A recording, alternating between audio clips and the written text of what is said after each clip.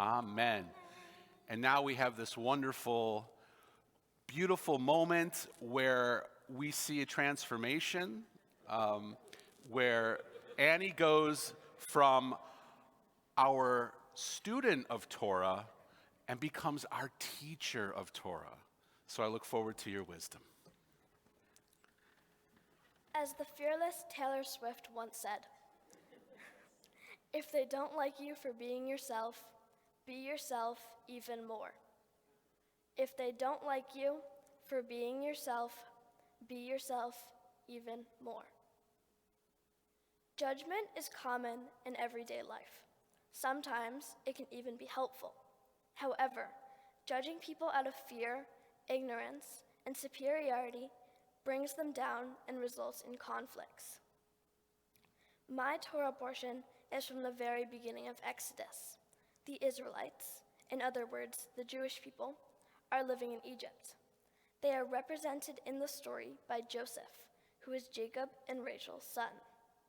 One day, a new king comes into power and very quickly begins to attack the Israelites, causing them to have to flee. This is the same famous portion we talk about at Passover every year. But what we don't recognize often enough is that the king acted out of fear because he did not know Joseph, and in turn, he did not know the Israelites. He made a big mistake. The Torah is a teacher and a guide. Understanding its lessons requires that we read it carefully. The key sentence in my portion reads, "A new king arose who did not know Joseph." The Hebrew title for my Torah portion is Shemot, which means names. That's important. When we meet someone new, we try to make sense of them and we judge them. Sometimes, especially if we are afraid of our differences from another person, we judge them negatively. What happens when we don't know someone? When we don't really even know their name? Names stand in place of who we are. When we don't know a name, we don't know the person. We fear. It takes time and effort to overcome this, but it's one of the most important things to learn, particularly if we want to get along with other people.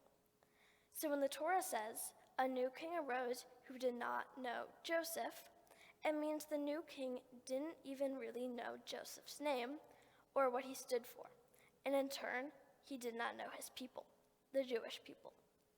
That lack of knowledge and fear led to the Exodus, as Jews were enslaved and later fled from Egypt. Many communities, religions, races, and groups of people suffer from misjudgment and fear. Think about LGBTQ+ communities, African American families, immigrants, Jews, and the many others who are said to not be normal. Are we really not? Or are we just judged that way out of fear, because people don't take the time to know us?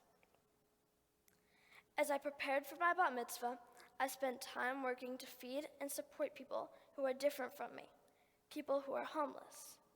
They are very different from me. I have 2 homes with each of my parents, while they don't even have one. Not having a home doesn't mean people are bad. It means their situations are bad. People we call the homeless have names just like you and I do. The difference is that because they don't have homes, they never get to hear their names.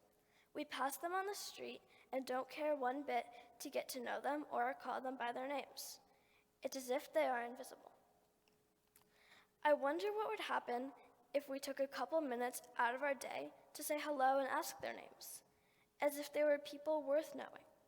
It's not as hard as it may seem to make people feel recognized and appreciated. My Torah portion and my preparation for this bat mitzvah have taught me not to look at someone differently because we don't have similar lives. Everyone is human. We all have blood running through our veins and a brain in our head.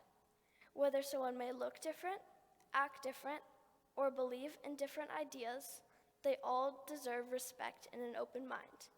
Everyone is simply their self. So, like Taylor said, be yourself.